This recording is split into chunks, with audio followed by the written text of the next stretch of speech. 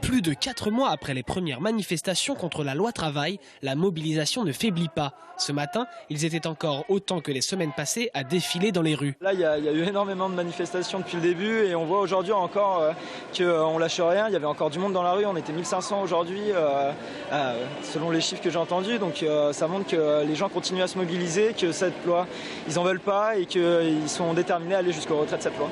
Si les jeunes sont moins nombreux en cette période d'examen, les autres compensent. Les manifestants de tous bords savent se réunir contre cette loi qu'ils dénoncent. Nous, les cheminots, on a perdu notre combat, mais on reste mobilisés pour ce combat-là et non, je suis confiant.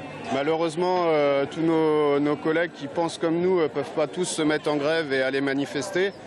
Mais je sais très bien qu'il y a beaucoup de gens qui sont au travail aujourd'hui et qui pensent comme nous. Donc non, pour moi, il n'y a aucune raison que ça s'essouffle.